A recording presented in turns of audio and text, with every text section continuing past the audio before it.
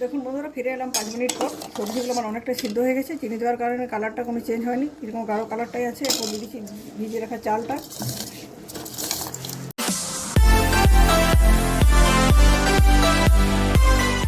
নমস্কার বন্ধুরা, আজকের পর্বে সম্পূর্ণ নতুন ধরনের একটি রেসিপি আপনাদের সবাইকে স্বাগত জানাচ্ছি। আমি চ্যানেলে অনেক ভিডিও বানিয়েছি, কিন্তু এগুলো বানাইনি। আজ আমি প্রথম বানাবো ফ্রায়েড রাইস। ফ্রায়েড রাইস বানানোর জন্য এখানে আমি নিয়েছি চাল। যে চালটা নিয়েছি দেখুন, এই যে প্যাকেট দেখাচ্ছি, লো জিআই হোয়াইট রাইস MOA, এই চালটা নিয়েছি। এই চালটাতে অনেক গুণাগুণ আছে, সেগুলো পরে আপনাদের জানাবো। প্রথমত যারা সুগার পেশেন্ট তারা যদি চাল খান তাদের সুগার লেভেল কন্ট্রোলে থাকবে। যারা ওয়েট লস প্রোগ্রামের মধ্যে আছেন তাদের ওয়েট খুব বাড়বে না, ওয়েট অনেক ভরে যাবে। এছাড়া অনেক উপকারিতা আছে, সেগুলো আপনাদের পরে জানাবো।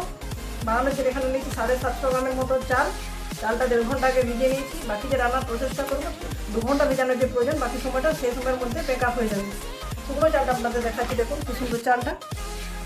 আর লাগছে এখানে গাজর, কাজু, মটরশুঁটি, বিনস, ক্যাপসিকাম। এখানে আছে গোটা গরম মশলা, লবঙ্গ, এলাচ, দারুচিনি আর তেজপাতা। বাকি যে উপকরণগুলো লাগবে সেগুলো রান্না করতে করতে আপনাদের দেখিয়ে দেবো। তো চলুন বন্ধুরা, আমি আগে হাঁড়িতে রান্না করার জন্য জল বসিয়ে দিয়েছি। জলটা গরম হয়ে গেছে। গরম জলে প্রথমে এই সবজিগুলো, এই গোটা গরম মশলাগুলো দিয়ে সবজিগুলো সিদ্ধ করে নেবো। সবজিটা কিছুটা সিদ্ধ হয়ে যাবে, সে সময় আমি চালটা অ্যাড করবো। জলটা গরম হয়ে গেছে, ফুটতে শুরু করেছে। এর মধ্যে দিয়ে দিচ্ছি 2টো তেজপাতা, গোটা গরম মশলা, দিয়ে দিচ্ছি জলের মধ্যে কিছুটা লবণ।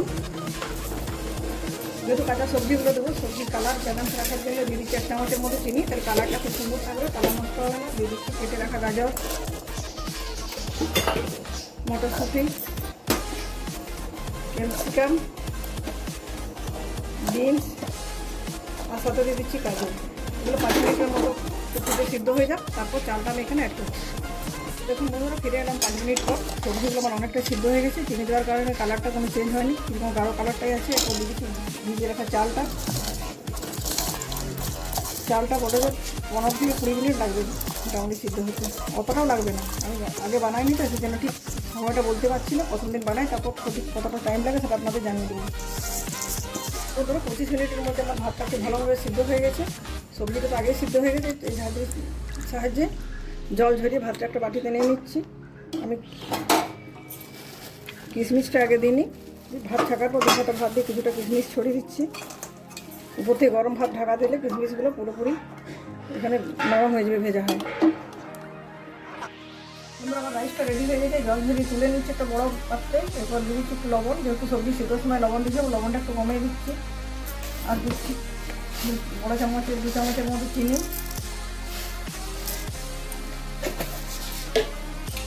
আর দিয়ে দিচ্ছি গাওয়া ঘি। ঘিটা এখনও গলেনি পুরোপুরি, জমাট বাঁধা আছে, কিন্তু ভাতটা যেহেতু গরম আছে, গরম ঘির মধ্যে ঘিটা গলে যাবে। উল্টে পাল্টে মিক্স করে নিচ্ছি। ঘিটা একটু ভিতরে দিয়ে দিচ্ছি, তাহলে গলে যাবে। এভাবে উল্টে পাল্টে মিক্স করে রেখে দিচ্ছি। 5 মিনিট পর ফিরে আসছি। ফিরে এলাম 5 মিনিট পর বন্ধুরা। এবার হাতা দিয়ে সবটা খুব ভালোভাবে মিক্স করে নিচ্ছি। দেখুন গরমের মধ্যে ঘিটাও গলে গেছে, চিনিটাও মিশে গেছে।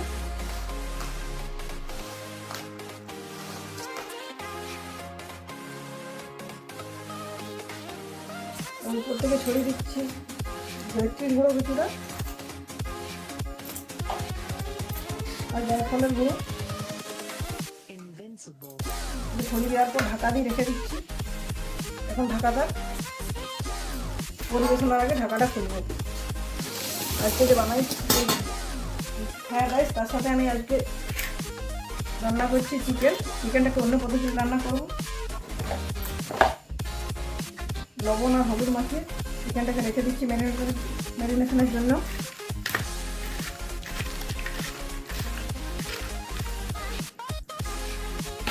চিকেন রান্নার জন্য মশলাগুলো লাগছে দেখুন। এখানে নিয়েছি 2টো মিডিয়াম সাইজের টমেটো কেটে নিয়েছি, গোটা গরম মশলা আছে, লবঙ্গ, এলাচ, দারুচিনি, সাথে 8-10টা গোলমরিচ, বড় এলাচের অর্ধেকটা আছে।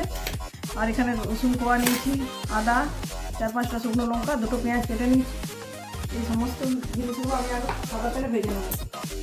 বন্ধুরা, গ্যাসের ওখানে বসে দিয়েছি কড়াইতে দিয়ে দিচ্ছি সাদা তেল। এর মধ্যে দিয়েছি গোটা গরম মশলা আর গোলমরিচ। এগুলো ভাজা হয়ে গেছে। দিয়ে দিচ্ছি 1 চামচের মতো মৌরি,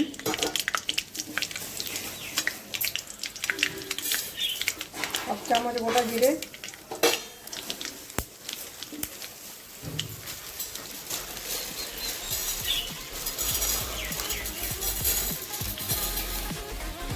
আর 1 চামচ গোটা ধনে। সবগুলো খুব ভালোভাবে ভেজে নিচ্ছি।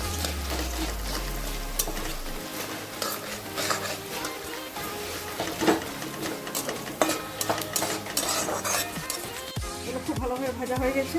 এরপর দিয়ে দিচ্ছি 4টে শুকনো লঙ্কা। শুকনো লঙ্কাটা খুব ভালোভাবে ভেজে নিচ্ছি। তারপরে দিয়ে দিচ্ছি গ্রেট করা আদা, 4-5টা রসুন, আর দিয়ে দিচ্ছি কেটে রাখা পেঁয়াজ। খুব ভালো মতো ভেজে নিচ্ছি।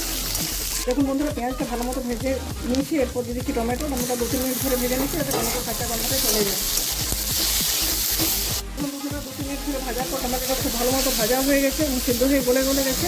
এবার সমস্ত মশলাটা একটু থালায় ঢেলে নিই, এটা ঠান্ডা করে নিচ্ছি। ঠান্ডা করার পর মিক্সিং জার পেস্ট বানাবো। আবার বসিয়ে দিচ্ছি কড়াইতে দিয়ে দিচ্ছি সাদা তেল, বড়ো চামচে 2 চামচের মতো। তেলটা গরম হয়ে গেলে গরম তেলে লবণ হলুদ মাখিয়ে রাখা চিকেনটা 2-3 মিনিট ধরে ভেজে নেবো। তেলটা খুব ভালো মতো গরম হয়ে গেছে। গরম তেলে চিকেনটা 2-3 মিনিট ধরে ভালোভাবে ভেজে নিচ্ছি।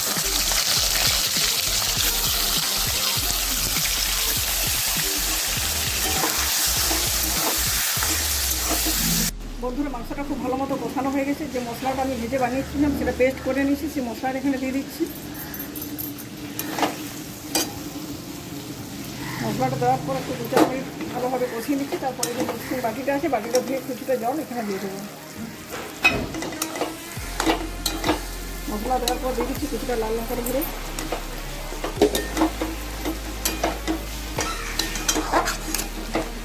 দেখুন মশলা দেওয়ার পর কি দুর্দান্ত একটা কালার এসেছে। যেহেতু মশলাটা আমার আগে থেকে ভাজা ছিল, খুব বেশি কষানোর প্রয়োজন নেই। আর 2 মিনিটের মতো কষিয়ে নিচ্ছি। মশলাটা দেওয়ার পর 2 মিনিটের মতো কষিয়ে নিচ্ছি। মশলাটা থেকে তেলও ছেড়ে দিয়েছি। সে পর্যায়ে মিক্সি বাটিটা ধুয়ে কিছুটা জল এখানে অ্যাড করে দিচ্ছি।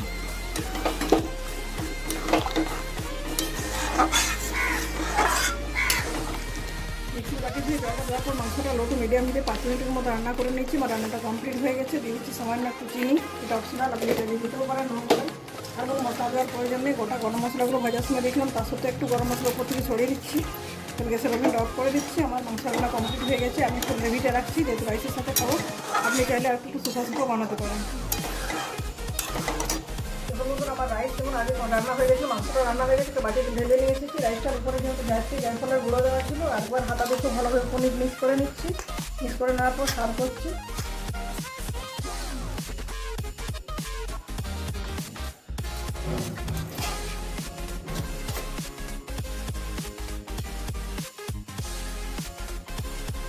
দেখো বন্ধুরা, রাইসটা আমি চিকেনের সাথে সার্ভ করে নিয়েছি। কি দুর্দান্ত লাগছে দুটোই দেখতে। রাইসটা আমি লো জিআই রাইস, এটা শরীরের পক্ষে খুবই উপযোগী।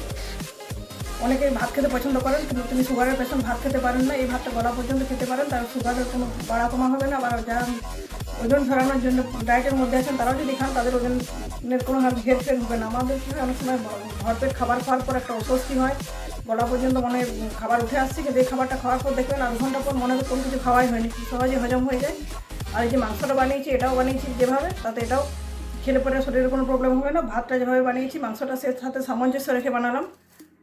তো বন্ধুরা, আমার রেসিপিটি কেমন লাগলো অবশ্যই কমেন্ট করে জানাবেন। ভালো লাগলে লাইক, শেয়ার এবং চ্যানেলটি সাবস্ক্রাইব করতে ভুলবেন না। ধন্যবাদ।